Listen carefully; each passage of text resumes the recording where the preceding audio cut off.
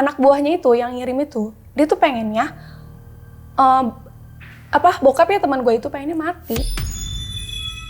Jadi di sebelah truknya itu, di sebelah supir ditaruh Gundurwo lah di situ.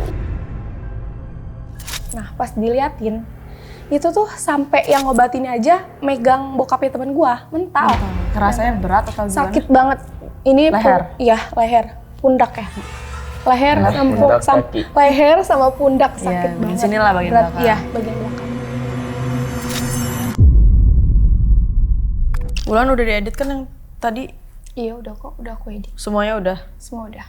Lagian pas di briefing kenapa sih kamu kok diem bengong gitu? Soalnya aku agak merinding gitu sih, terus agak kepikiran karena temen aku kemarin mau diajak. Enggak. Terus nih. Ya udah sini ikut cerita apa ikut aja sini. Gue dengerin. Iya, dengerin ya. Temen aku kemarin bokapnya abis kena kejadian aneh lah. Anehnya itu tuh mistis yang dimana itu tuh seperti ilmu hitam kali ya. Kayak gitu sih. Ilmu hitam? Iya, aneh gak sih? Ini teman apa kamu? Temen aku, sahabat aku. Oh, ya. Cewek? Iya, Nida? Bukan Nida. Nah, yang aku setelah dengar cerita temen aku tuh, yang aku bingungin itu ceritanya bener-bener nyata, tapi aku percaya nggak percaya itu emang beneran ada. Tapi kalau menurut kakak nih, kakak percaya nggak sih? Sama hal-hal, iya hal-hal yang kayak gitu, percaya nggak sih kak? Ilmu hitam? Iya. Percaya. Percaya? Itu kan hal gaib. Perjanjian dengan setan kan emang iya ada? Sih, percaya Kalau menurut gue ya? Percaya sih. Iya. Nah, itu tuh anehnya ya. Di kejadian itu, bokapnya benar-benar nggak sekali dua kali ngelakuin kejadian itu berulang terus. Ya, terus berulang. Dukun maksudnya main dukun gitu? Ya betul. Gue nggak percaya dukun. Berarti bokapnya temen lo ini main dukun apa? Bukan. Apa jadi dapat kiriman. Mungkin karena orang ternama lah di daerah kampungnya. dia, ya di kampung dia. Jadinya banyak yang nyenggol. Dari jadi temennya bokap aku itu supir. Bisnisnya apa? Supir. Dia supir tapi bosnya gitu loh. Tapi bosnya jadi dia punya anak buah. Punya truk atau punya kayak truk. Bisnis truk berarti ya? Bisnis truk. Terus. Tapi dia itu yang dapat ininya dikirim gitu dari anak buahnya. Dia jadi punya anak buah. Dia yang jadi korban. Iya, jadi korban. Dapat kiriman. Dikirim, ya betul. Dikirim. Nah, dikirimnya itu mungkin karena bekas anak buah kan, mungkin entah sakit hati atau gimana dari teman bokapnya gue itu, jadinya dikirim lah sama anak buah supirnya itu. Nah, setelah dikirim, dia tuh pengen minta temen supir anak buahnya itu minta untuk jadi mati, temen bokap gue itu pengennya mati, dia ngirimnya tuh mati, jadi ngisengin lewat hal kayak gitu, kayak disiksa dulu, dibuat sakit gitu, terus tapi bedanya nggak sakit, nggak dikirim sakit, cuman dikirim kayak dijailin pas lagi nyetir dijailin gitu, pas lagi nyetir dijailin. Dibikin sampai si korbannya ini kayak di ujung jurang gitu ya, jadi kayak pokoknya kirimin terus, jailin terus sampai si korban ini nanti tiba-tiba mati gitu. Iya, kayak gitu. Kecelakaan atau apa gitu. Iya, jadi setiap dia lagi nyupir, setiap teman bokap gue lagi nyupir nih, dia tuh selalu ngerasa kayak ada yang aneh, kayak ada yang gangguin. Terus entah kopling mobil gitu kan, entah kayak gimana, pokoknya tiba-tiba aneh sampai remnya tuh blong. Nah ternyata itu tuh dijailin. Dan setelah dilihat, jadi teman bokapnya itu punya orang lah, ada yang bisa ngobatin kayak gitu, paham kayak gitu. Bisa ngelihat. Iya, bisa ngelihat juga, dan ternyata ya udah beneran ada yang ngirim. Jadi di sebelah truknya itu, di sebelah supir ditaruh Gundurwo lah di situ. Nah, awal dari bokap temen lo nyadar kalau itu digangguin, itu apa titiknya? Oh, awalnya itu tuh kan kalau yang pertama kejadian kan mungkin dia nyadarnya emang koplingnya yang bermasalah kah? Gak mungkin tiba-tiba langsung digangguin kan? Iya, betul. Itu gimana? Kalau awalnya sih yang teman gue cerita ya, dia itu awalnya hubungannya nggak baik dulu sama orang tuanya. Oke.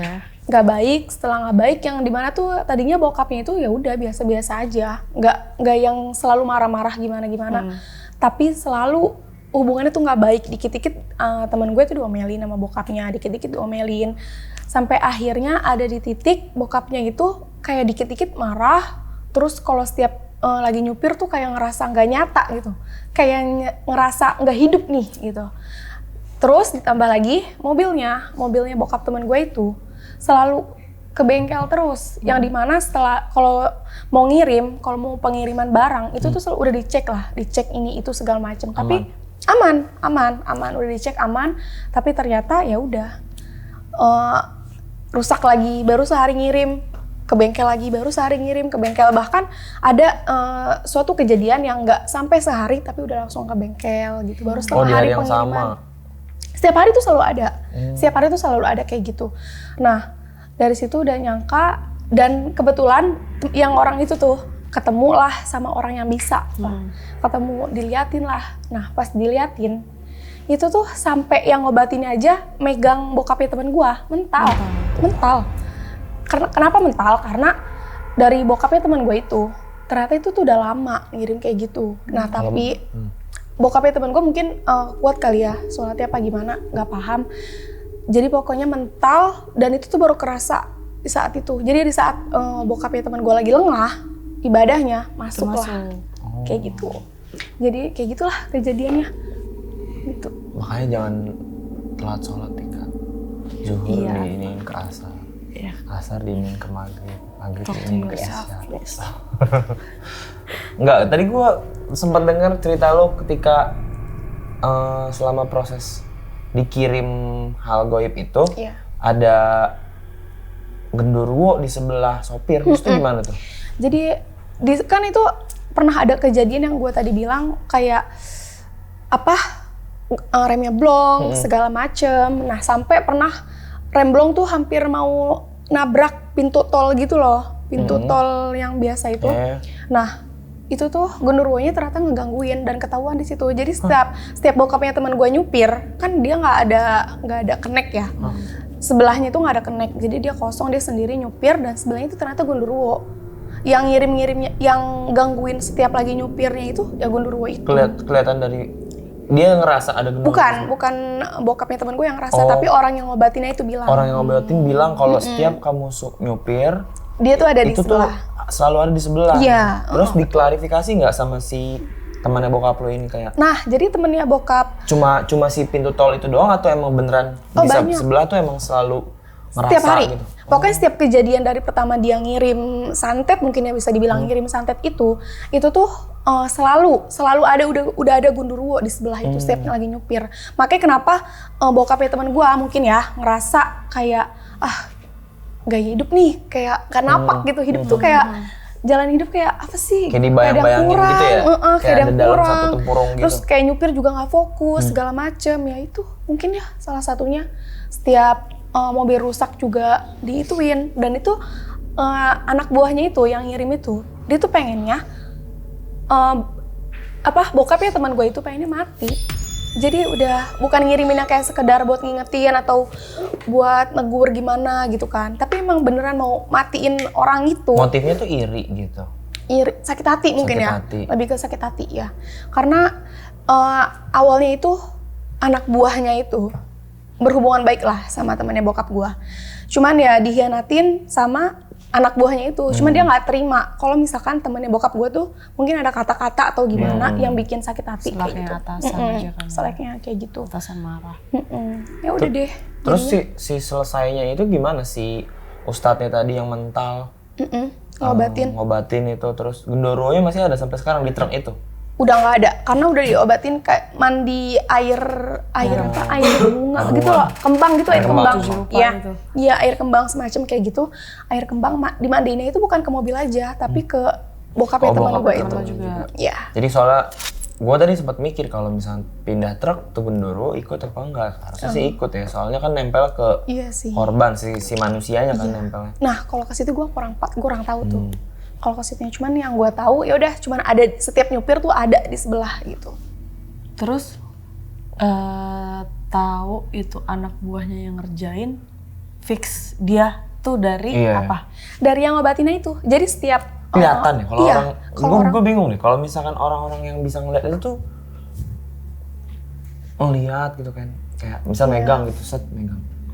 Oh dia nih orangnya gitu ya? Dari foto aja tuh udah kelihatan tahu. Dari foto tuh misal foto bareng atau kita ngeliat fotonya dia sendiri. Orang yang bisa paham kayak gitu. Kalau misalkan kita kasih tunjuk foto orang ini, dia udah langsung tiba-tiba masuk. Foto Instagram? Dia foto Instagram, foto WhatsApp, pokoknya di HP, berbentuk HP, nggak harus ketemu orangnya langsung. Itu tuh udah ketahuan. Kalau orang bisa ya? Iya bisa. Gua ngomong kayak gini karena sering banget kan teman-teman gue cerita dan ya udah. Dan gue pun ngelihat kejadiannya langsung saat itu. Terus lo belajar nggak? Enggak lah. Enggak lah. Maksudnya belajar nggak?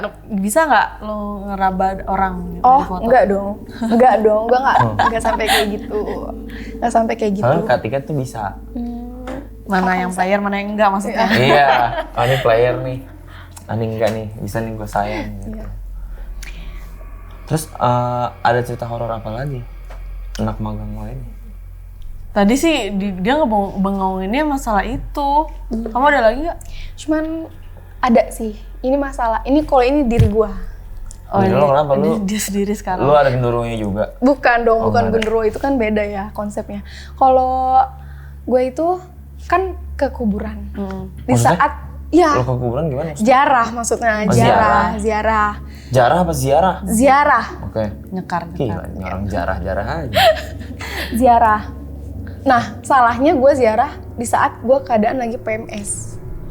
Lagi Dayuan. bulan. Iya, hari pertama lagi. Biasalah gue ziarah lah, ikut lah. Ya udah, akhirnya ada yang nggak suka lah, ketempelan lah gue sama nenek-nenek. Ketempelannya kerasanya berat atau gimana? Sakit banget. Ini leher? Iya, leher, pundak ya. Leher sama pundak sakit banget. Sinilah bagian belakang. Iya, bagian belakang. Saat kirain tuh awalnya apa tuh salah bantal, tapi ternyata enggak. Beda banget. Terus gimana nih kalau salah bantal? Masa kan itu lagi ziarah kan di kampung ya. Masa harus ke kampung sih? Sedangkan kan pas lagi tidurnya tuh di kampung kan. Takut itu bantal yang di kampung. Cuman aku juga minta tolong lah sama orang yang biasa ada. Jadi yang ngontrak di aku, dia tuh paham hal-hal kayak gitu. Kontrak di lo tuh maksudnya gimana? Dia punya kontrakan. Oh, iya, punya kontrakan. Aku punya kontrakan. Nah, ada yang ngontrak. Nah, yang ngontrak di aku, dia paham masalah-masalah kayak gitu. Okay. Ya udah, aku minta tolong lah pijitin. Tolong pencetin gitu sedikit, minta pijitin karena sakitnya tuh sakit banget. Yang nempel pakai bantal aja, dipegang pakai bantal itu sakit banget. Panas rasanya ya? tuh nyut-nyut. Panas. Pusing sih. Pusing enggak sih, cuma kayak sakit banget. Sakitnya tuh banget. Pegel sakit. Sentuh kayak gini aja tuh sakit. Kan biasa kalau sakit bantal ya udah kita nggak bisa nengok segala macam. Ya? Tapi itu aku pokoknya nggak bisa nengok. Aku disentuh pakai tangan aku pun sakit, pakai bantal pun sakit. Aku jadi tidur tuh tengkurap gitu loh, saking sakitnya. Nah, pas aku minta pijitin, ya udah dipencet langsung orang itu kemasukan nenek-nenek itu. Bukan aku, iya. Itu. Yang ngontrak di aku itu loh. Dia mencet, dia langsung masuk, langsung ketawa-ketawa. Terus aku langsung nengok kan kayak. Lu berduaan itu? Lagi ada mamaku. Atau lagi rame-rame? Enggak, lagi ada mamaku juga di situ, lagi di rumah. Ya udah, habis itu karena saking panik, jadi nggak ada bukti videonya dong. Karena biasanya di video-videoin kan kalau lagi kayak gitu. Cuman karena lagi panik, jadi aku nggak sempat video. Karena itu beneran aku yang kena gitu loh. Aku ini pertama kali sih. Pertama kali dalam hidup aku kejadian kayak gini. Jadi kayak agak kaget lah. Langsung sakit, terus langsung dia ketawa-ketawa, langsung kayak marah ke aku. Ngomong gitu si nenek-neneknya, dia marah. Ngomong apa? Pakai bahasa Indonesia bahasa Sunda. Bahasa Sunda. Kayak ndek naon ka dieu gitu. Itu kan artinya mau ngapain ke sini. Lu tuh bawa bahasa Sunda. Amis gitu, lu tuh bawa amis ngapain kesini, kata nenek itu. Jadi aku tuh amis, bau amis. Bau amis tuh bau darah. Karena aku head pertama kan, PMS pertama kan, jadinya ya udahlah. Dari situ dia marah karena aku ke situ. Dan nenek yang ngontrak di aku tuh bilang neneknya itu rambutnya panjang banget, putih, dan kukunya itu panjang-panjang. Dan kukunya itu panjang-panjang hitam. Sejari kukunya itu besar banget. Panjang. Segede paha gitu. Katanya. Anjir, satu jari itu segede paha mungkin. Kayak cakar gitu. Gimana? Iya, aku padahal nggak sampai dicekek atau gimana, cuman ditoel doang. Cuman ketowel. Ke gesek gitu. Iya mungkin kegesek satu kukunya atau gimana kan, satu kukunya aja kan besar kan. Ya udah aku kegesek. Habis itu ya udah. Aku sakit banget dari situ.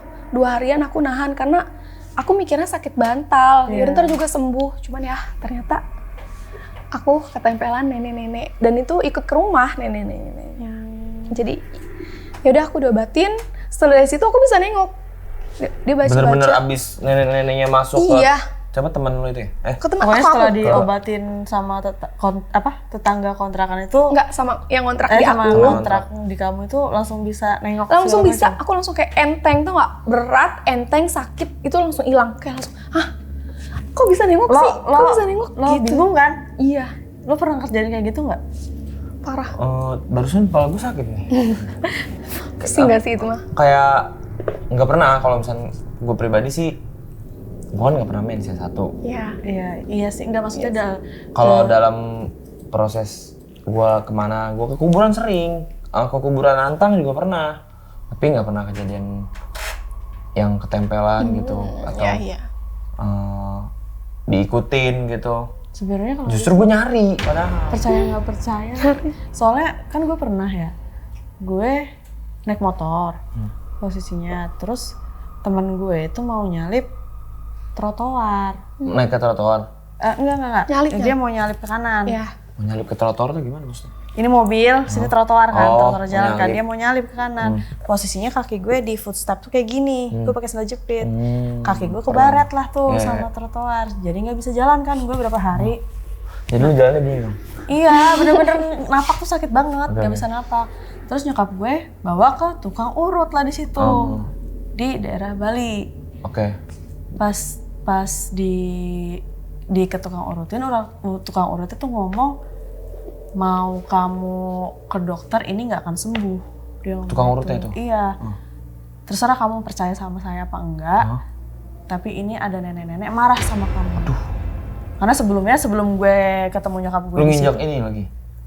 Nah gue nggak tahu. Nyenggol nggak sih? Kayaknya gue tuh, kayaknya canang. gue tuh nggak kulunun, nggak permisi. Makanya kalau kamu kemana-mana permisi kata dia. Pas setelah diobatin sama dia tuh jadi merah banget kaki gue, bener-bener merah. Terus tapi jadi bisa jalan. Karena udah dihilangin si nenek-neneknya itu sama si... Bener lagi. Nggak tahu. Nah gue tuh percaya nggak percaya gitu loh. Soalnya kan kasus gue... Lo pernah kejadian kayak gini? Pernah. Kalau dia kan make sense ya, mens gitu, yang krusial gitu kan. Kalau gue kan jatuhnya kayak kecelakaan kan itu.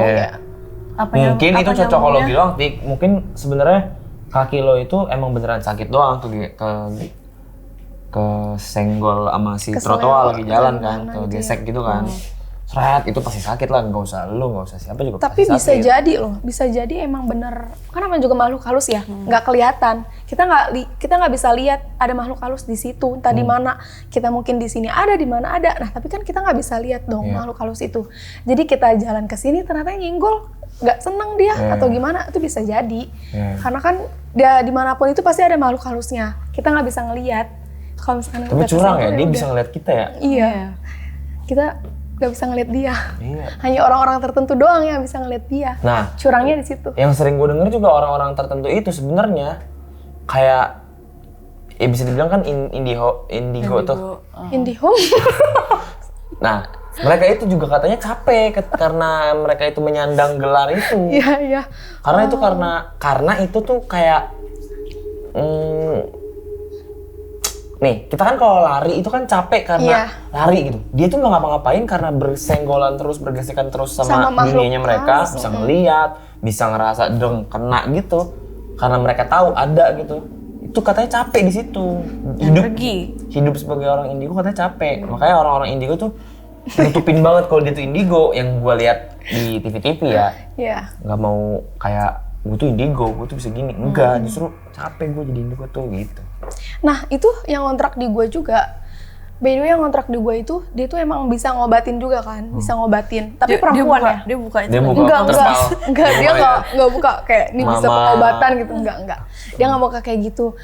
Dia itu bisa ngobatin dan ya dia paham lah masalah kayak gitu. Jadi kalau misalkan ada yang kena kayak gitu, kena santet atau ilmu hitam atau ada misalkan ketempelan nenek atau segala macem. Nah dia juga merasakan dan dia bahkan orang yang ngirimnya itu atau nenek-nenek atau setan hantu apapun itu yang masuk ke orang tersebut itu tuh masuknya ke dia, masuknya ke dia dan itu kan mengeluarkan tenaga dong, emang capek sih karena kan mengeluarkan tenaga, sakit. Jadi dia sakit yang misalkan yang korban itu rasain sakit, dia pun ngerasain sakit karena dia ikut ngobatin. Berarti makanya lu sangat rawat si orang yang ngontrak di kontrakan ini supaya jadi aset ya, supaya jadi aset.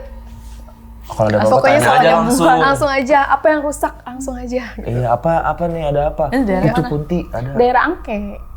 Daerah Angke. Dukun Angke, kontrakan Wulan. Enggak sih. Enggak sampai Bercanda. kayak gitu. Ya. Itu cewek atau cowok sih orangnya? Cewek. Cewek. Aku tadi Seumuran bilang cewek. kita atau di atas kita? Mungkin udah punya Soalnya- anak 2 sih. Oh, udah punya di anak situ berarti 2. ya? Udah punya anak 2. Dia masih muda gitu. Masih muda kok, masih muda. Ada suaminya, maksudnya? Ada dong, suaminya ada. Suami, anak 2 sama dia.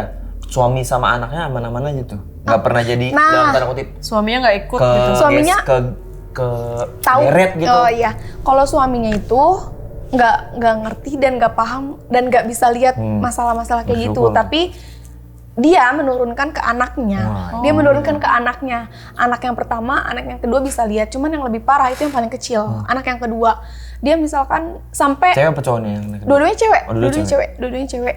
Jadi sampai kalau misalkan ada yang abis keserupan kan yang ngituin dia kan, segala macam dia. Kalau ada keserupan dia yang bantu ngobatin lah. Anaknya tuh kecilnya? bukan Oh. mamahnya itu loh. iya. Anaknya tuh sampai nangis karena apa? Karena dia tuh tahu sakit banget, sakit dan capek banget. Jadi anaknya tuh kadang suka nangis, nggak ngebolehin mamanya kayak gitu. Karena abis dari kayak gitu mamanya juga sakit, butuh Mamanya capek, istirahat, sakit, capek iya. gitu. Kayak abis kerja, capek aja gitu loh. Kayak habis kerja kantoran seminggu dijadiin beberapa Iya. jam doang gitu kali ya. Dan yang kontrak di aku itu tuh, jadi yang kontrakan aku. Itu tuh dulunya tuh emang punya nenek-nenek. Punya nenek-nenek tapi udah meninggal maksudnya. Keluarga lu bukan? Nenek. Masih Bukan. keluarga lu atau bukan? Bukan. Jadi Oh. bokap aku beli di orang. Nah orangnya itu udah Orangnya itu meninggal. nenek-nenek. Nenek-nenek udah Oke. meninggal. Oke. Nah jadi di situ tuh dia tuh pengennya nenek-nenek itu rumahnya itu tetap bersih. Pokoknya tetap bersih, tetap terjaga dan segala macem, nggak boleh berisik. Dan anaknya itu sering banget bisa lihat kan anak yang kedua ini. Tahulah ada nenek-nenek di situ, terus ada tuyul di sini, di situ. Itu Jadi kontrakan aku. nenek-nenek yang dimaksud yang goib ini tuh nenek-nenek yang dulu yang punya gedung Iya, yang ini, punya rumah, yang punya kontrakan ngejagain. ini. Dia nggak mau hilang, dia nggak mau pergi dari situ karena itu tempat dia yang duluan di situ dan dia nggak mau pergi dari situ. Tapi kan sebenarnya dia kan sudah selesai Iya sih. semua tugasnya di dunia kan. Iya. Kayaknya berarti yang kalau kepercayaan gue sih itu bukan si Iya, bukan. nyawa dan Percaya nggak percaya nenek. sih. Kayak gitu tuh Langsung emang gitu. percaya nggak percaya. Cuman Jin ya itu mah. mau nggak mau kita harus percaya juga. Iya. Apalagi aku bener-bener yang ngalamin baru banget masalah yang kayak ketempelan nenek-nenek itu ternyata ada ya. Sampai pas udah hilang kayak wah lega Sebelumnya banget. lo Aku bisa- percaya nggak sama gini-ginian? Sebelum lo ngalamin sendiri, benar-benar. Sebelumnya aku percaya nggak percaya, tapi harus percaya Karena lo lihat di film-film doang. bukan ada ya udahlah temannya bokap aku, saudara oh, iya. aku ada aja gitu yang keserupan atau kena kayak Lingkungan gitu segala sekitar macam. lah ya, soalnya yang kena Nah, yang baru pertama kali di keluarga aku tuh ya udah aku maksudnya ngejadiin kayak gitu. Jadi ya udahlah mau nggak mau kita harus percaya. Ya gitu. mereka tuh ada. Mereka tuh ada sebenarnya. Gitu.